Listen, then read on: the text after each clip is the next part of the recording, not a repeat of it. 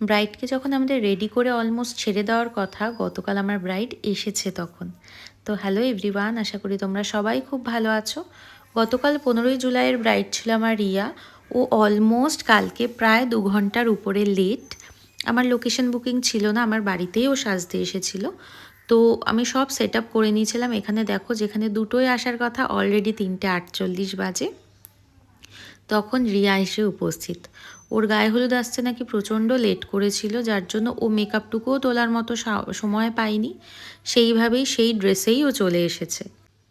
তো আজ আমি আমার আপকামিং কিছু ব্রাইডসের উদ্দেশ্যে কিছু কথা বলবো। তার আগে তোমরা একবার আমার আজকের মিষ্টি ব্রাইডকে দেখে নাও। সত্যি খুব খুব মিষ্টি একটা মেয়ে।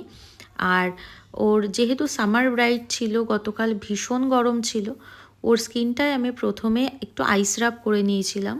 তো ওর স্কিন মোটামুটি ড্রাই ছিল, কিন্তু এতটা গরম সেখানে আমার মনে হয়েছিল একটু আইস রাব করলে স্কিনের প্রিপারেশনটা ভালো হবে। তো কালকে আমি ওয়াটারপ্রুফ মেকআপ করেছিলাম। আর খুব একটা বেশি আমি ক্লিপ কালকে নিতে পারিনি, যেহেতু একা হাতে সবটা সামলেছি এবং আমার হেয়ার আর্টিস্ট বেশ অনেকটা পরে এসেছিল। তো খুব বেশি ক্লিপ আমি নিতে পারিনি। তো আমি যে কথাগুলো বলার জন্য আজকে আমি মেন এই ভিডিওটা করা, বা মানে আমার কাজ দেখানোর সাথে সাথে বেশ কয়েকটা কথা আমার বলার আছে, সেটা হচ্ছে সময়।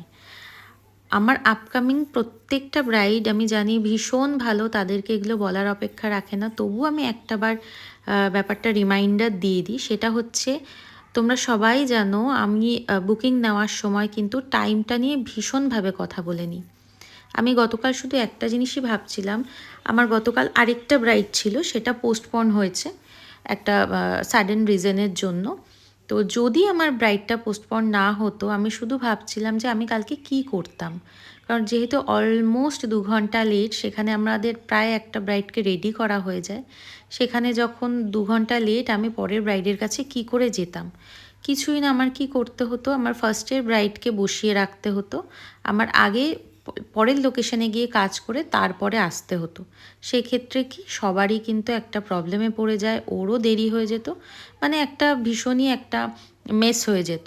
তো যেটা আমরা কেউ চাই না। তো আমার আপকামিং প্রতিটা ব্রাইডের কাছে একটা রিকোয়েস্ট, তোমরা প্লিজ প্লিজ প্লিজ টাইমটা মেনটেন করো। আমি জানি তোমরা করবে, তোমরা ভীষণ মিষ্টি, আমার কথা একদমই ফেলবে না। বিশ্বাস করো, 5-10 মিনিট 15 মিনিট অপেক্ষা করি আমরা, অসুবিধা হয় না। কিন্তু একজন ব্রাইডের লেট করার জন্য না পরপর প্রতিটা ব্রাইড ভীষণভাবে লেট হয়ে যায়।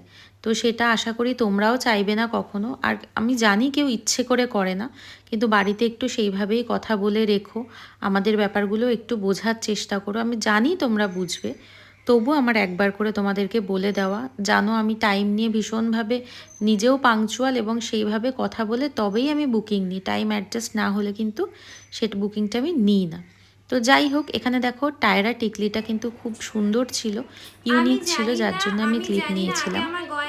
আর কালকে আরেকটা মজার ঘটনা বলি। ব্রাইডের বাড়ির লোক মনে হয় অলমোস্ট ভুলেই গেছিলো যে ব্রাইডকে আমার লোকেশানে সাজানোর জন্য পাঠিয়েছে। আমার 6:10-15 মধ্যে আমার ওকে ফুল রেডি হয়ে গেছিলো। ওর বাড়ি থেকে নিতে এসছে অলমোস্ট 8টা বাজে।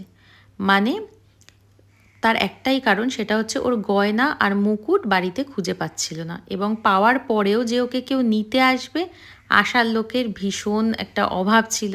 বুঝতে পারি বিয়ে বাড়ি, সেখানে হয়ে ওঠে না।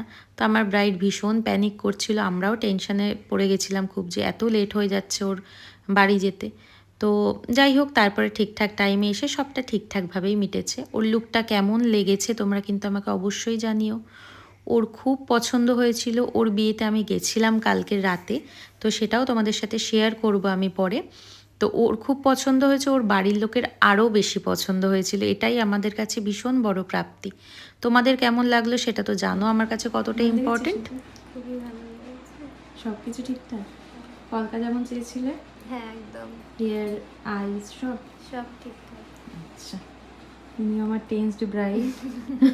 ওর রিভিউটা তো তোমরা শুনলে, আর তোমাদের কেমন লেগেছে অবশ্যই জানিও। ব্রাইডাল বুকিং বা ক্লাসের ডিটেলসের জন্য কল করে নিও।